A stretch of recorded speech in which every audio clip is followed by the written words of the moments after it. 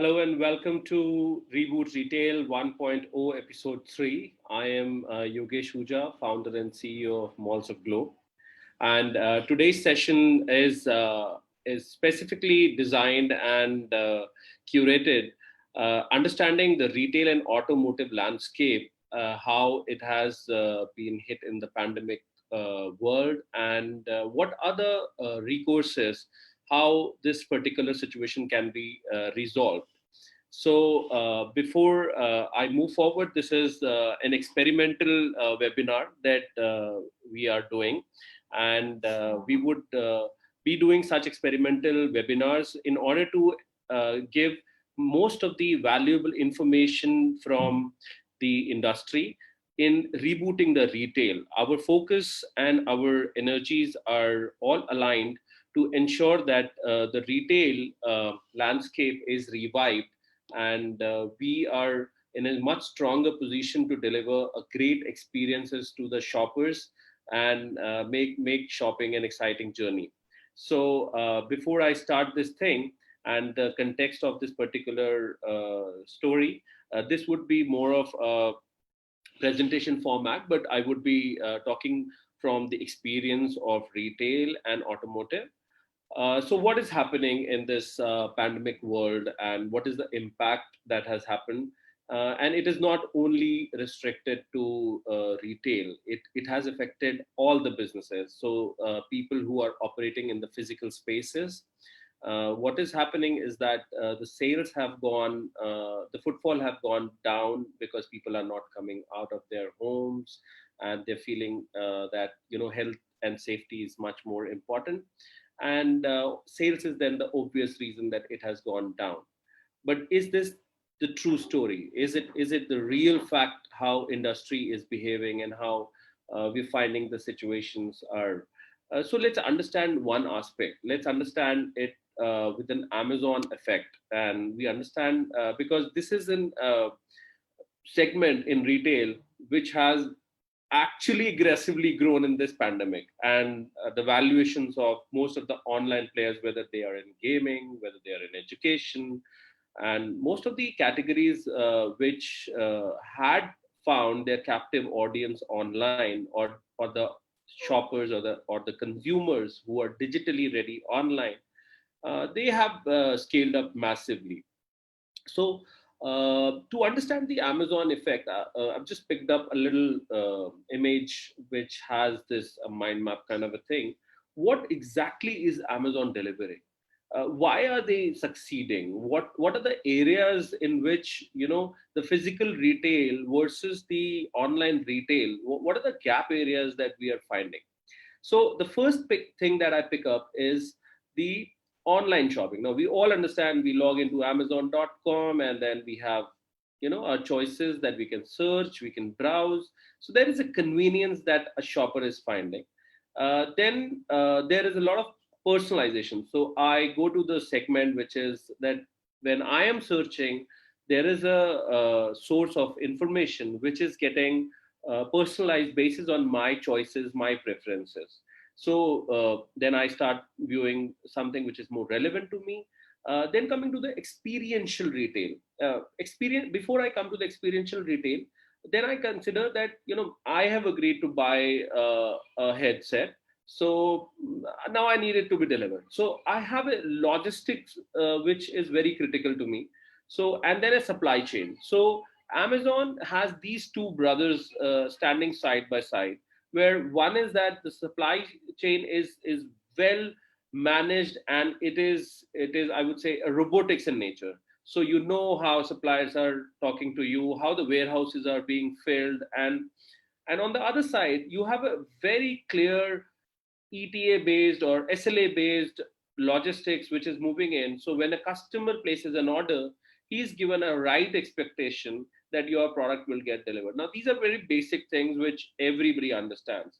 Now comes to the core component of it, experiential retail. What do you miss online? Or what do you actually get when you shop in a shopping mall?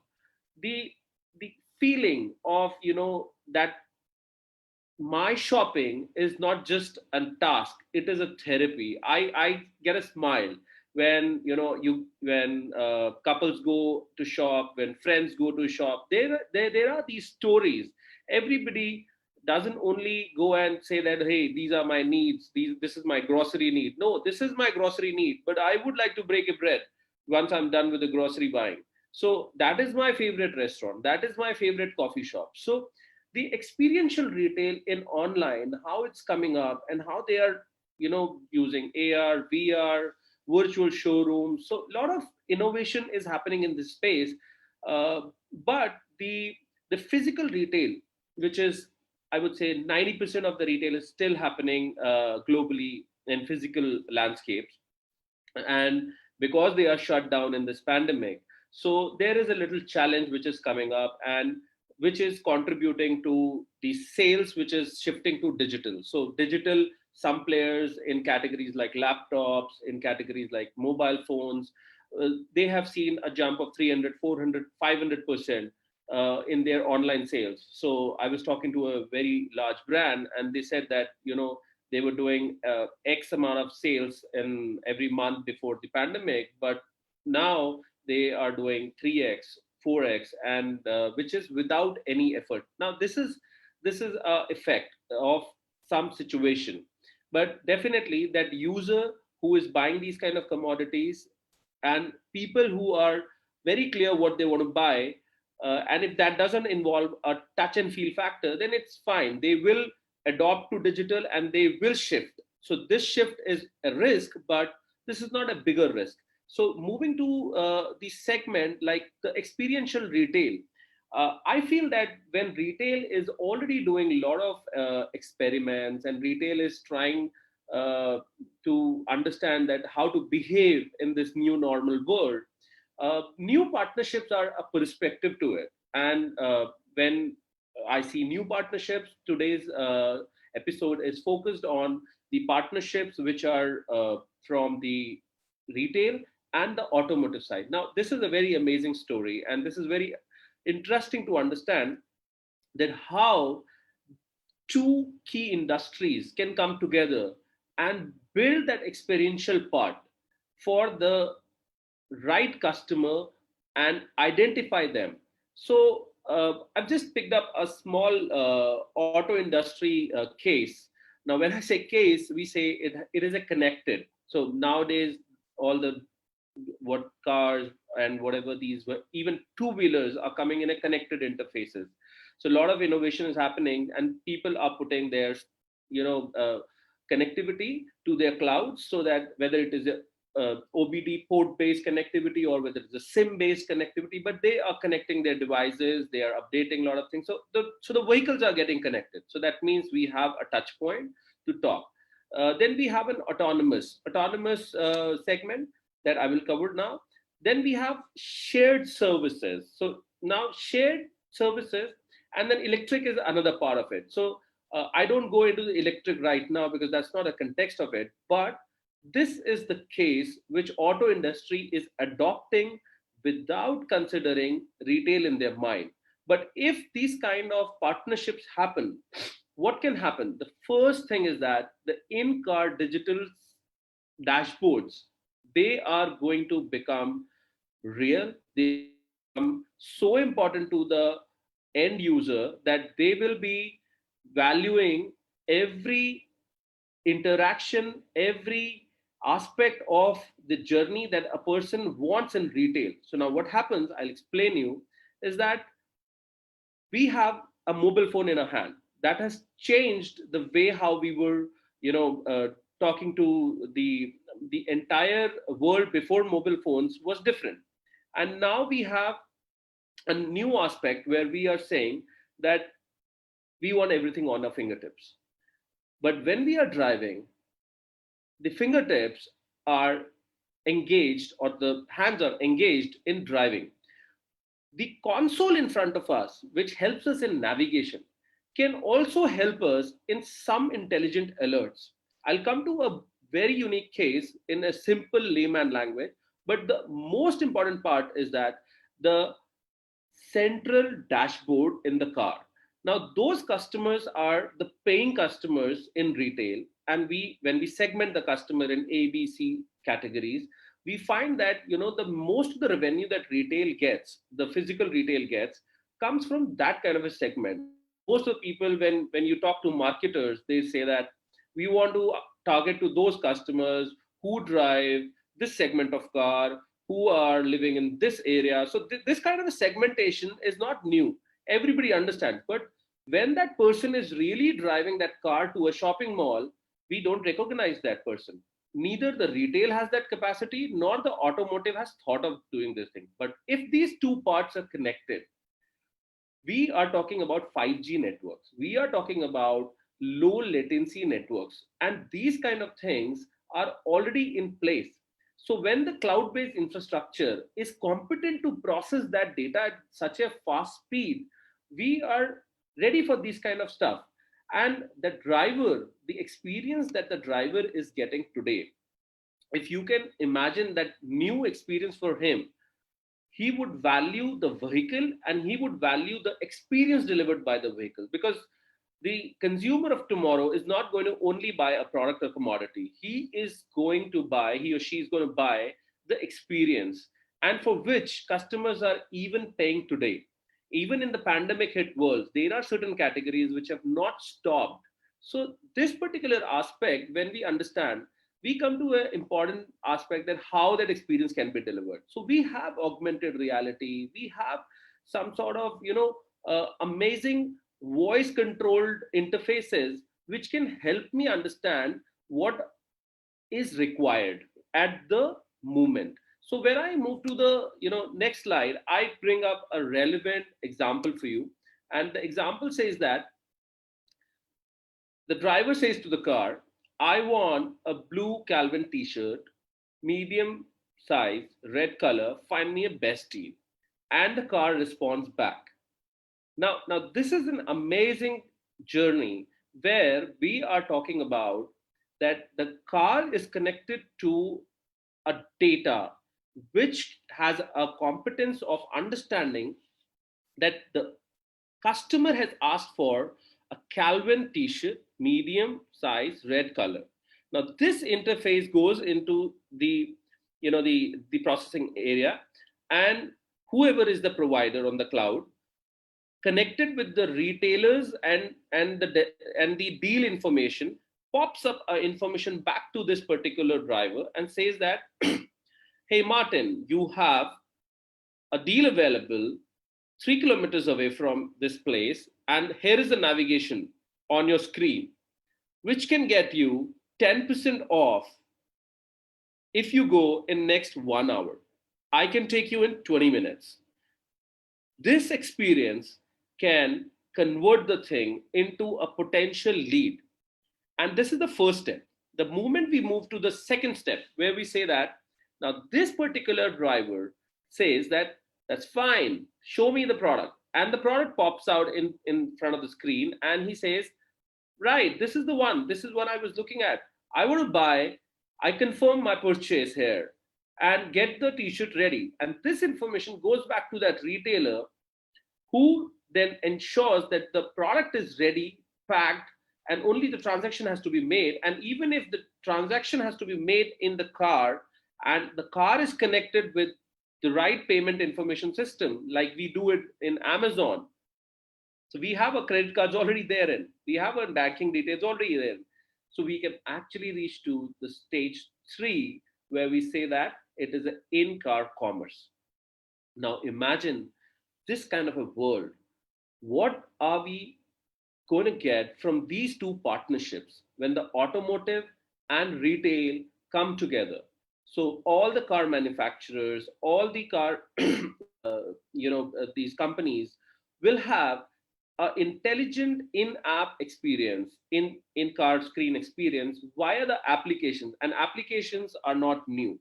So we are not living in the world where applications are not installed in the. So we have already that application. So what I say is that we have to strategize effectively the partnerships.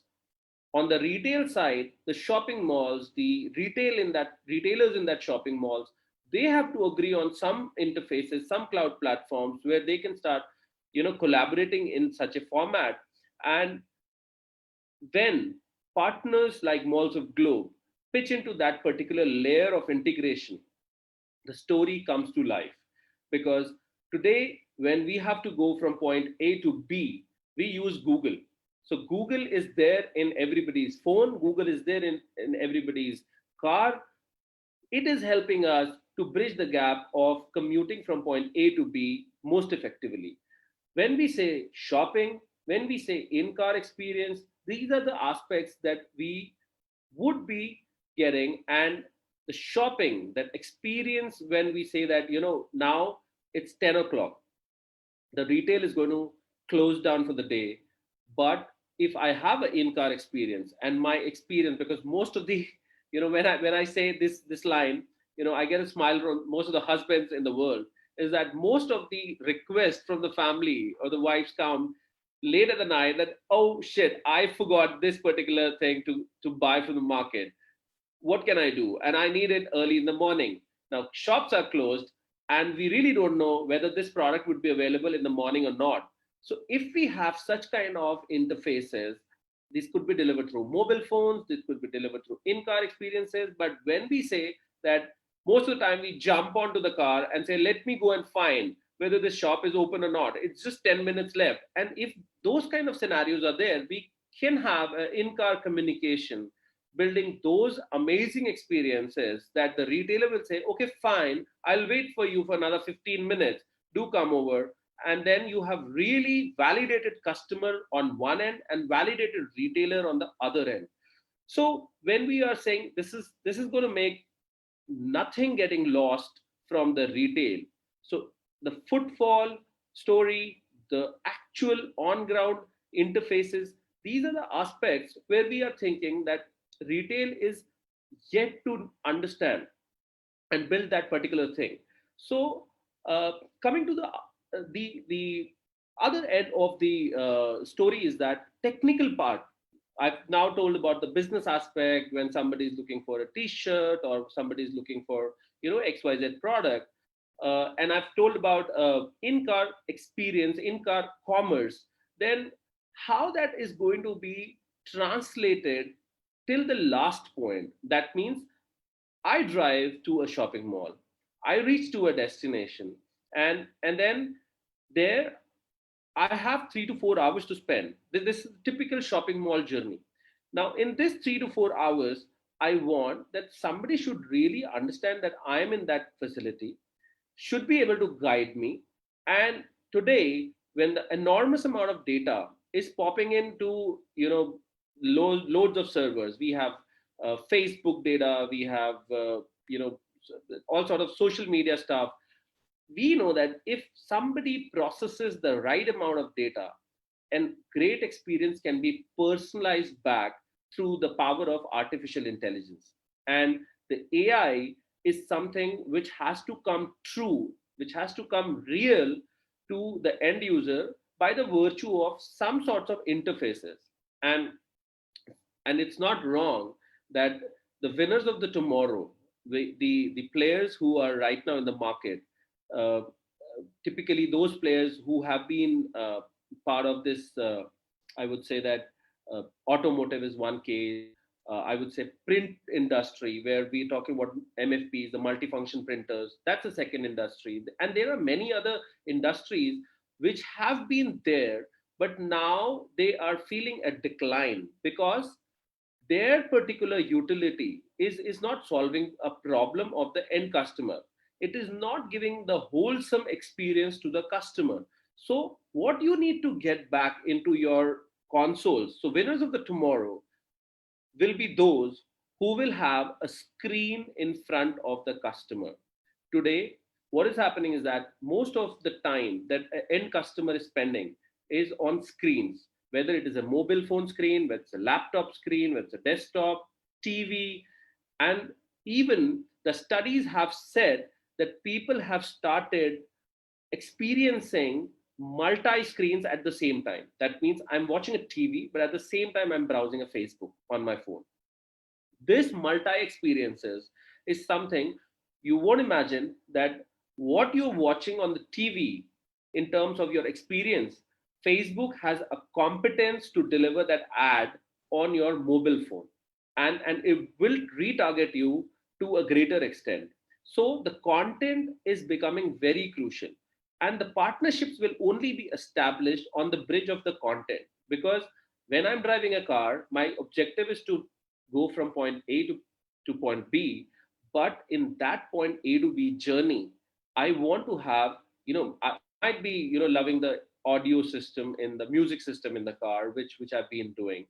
But the greatest aspect is that if I start getting that, okay, fine, now it is possible that I can talk to my car and say that these are my preferences, that today I am going to go with my family to a shopping mall, right, to buy a pair of jeans. I want to check out some shoes, and then I have plans to pick up my monthly grocery, and then I have decided to have dinner with my family. Now, these four requests get into the system, and I'm just repeating it again, that experience, if the car says, fine, I have curated an experience for you. So this trip is on me. And in this trip, when I understand that if you would have gone, just haywire, you might have missed some things. You might have, wasted time in doing grocery piece by piece. I might know your grocery request, so I might save 30 minutes there. I know your favorite dining place, and I might pre-book it so that you don't miss on that reservation. So again, some saving of time. And then shoes that you are picking up, if you pick up from store A versus store B, you might save on this particular. So you might experience a new store which is throwing up a deal at this point of time. So this particular thing, and then I park my car and I get a VIP privilege parking. So that is where the most of the experience. So people who drive luxury cars, Jaguars, BMW, and these things, they and even I would say not even cars. I would say the experience with the bikes, super bikes. So people who drive Harleys of the world, they have been designated a parking in special zones, so that you really show off your car. And so it's not only the show of the car that should happen in the system, but also we would be looking forward that the car is so intelligent enough that once I park my car and I get inside the shopping mall, this bot which is in front of you guides me to exactly the way how I want, and there the mobile experience starts. So you have to stitch the end-to-end journey of that particular user.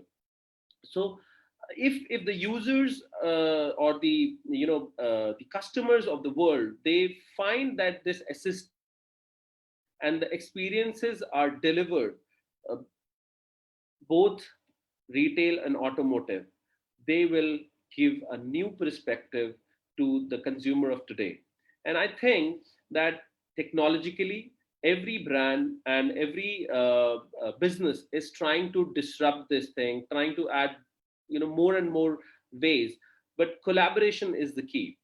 Partnerships is the key. So we have to find out that if certain platforms can be adopted by the retail, and those data, process data, can be pushed to consoles like cars, or consoles like even I would say printers.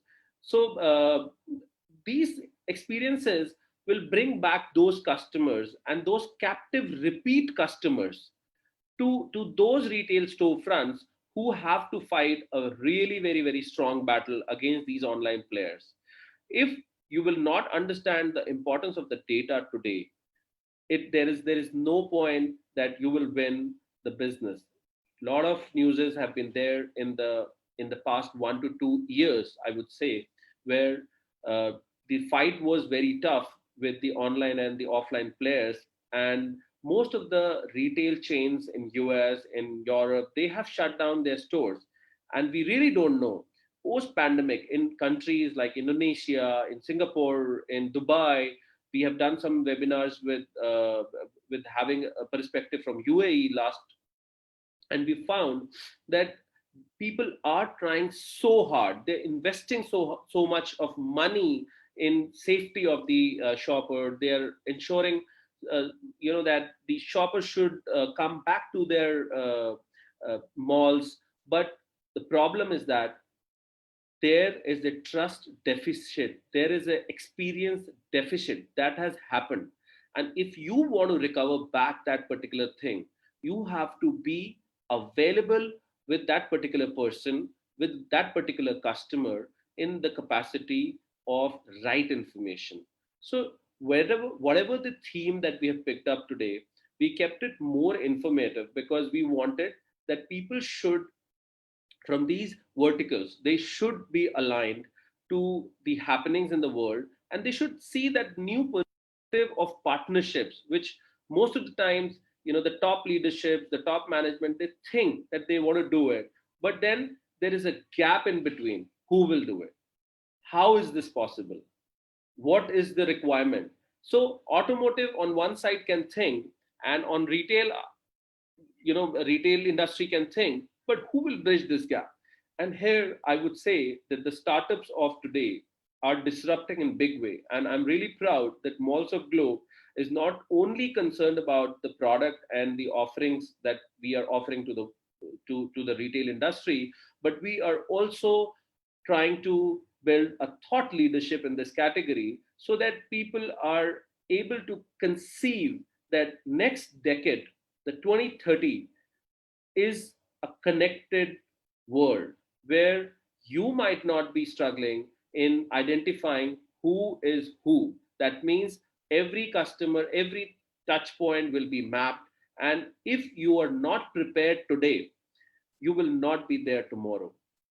It's not a harsh statement, but it's a caution, because today this pandemic has taught us that the people who were digitally ready, I would say that people who were digitally ready uh, years back, have enormously gained from this thing. There are players apart from Amazon, apart from the online guys. There are players in other categories, as I mentioned in the starting, the education, the gaming. Uh, they have gone really, really crazy because they were prepared with the content, they were prepared with the experiences, and now it's just an experiment that they have to keep on doing. And every experiment will get some learning, and those learnings will set up the new future roadmap. So with this stuff, I really bring this particular session to an end, and a commitment to come every Friday and address to this particular beautiful, lovely audience on our Facebook Malls of Globe page. We have the future speakers lined up, which would be more of a Q&A done by me, chaired by me, with eminent leaderships from the retail industry. And we would really love to do some kind of tweaking in this category and ensure that the content comes to the world, and people are able to take decisions on the basis of the information, not just by the virtue of available products. We have to be innovative. We have to really, really trust the idea, the power of the idea, so that the new world and the new sun that rises in would really, really make that every businesses come back into the shape with more aggression, because the consumer has the power to spend. It's that, and they are already digitally ready. It's your time, businesses, that you have to get back onto the track. And with this, I really thank you from bottom of my heart that automotive and retail, if they come together and more partnerships happen, the retail revival will happen much faster than whatever we can expect. So I thank you very much with this thing, and take leave from you. God bless.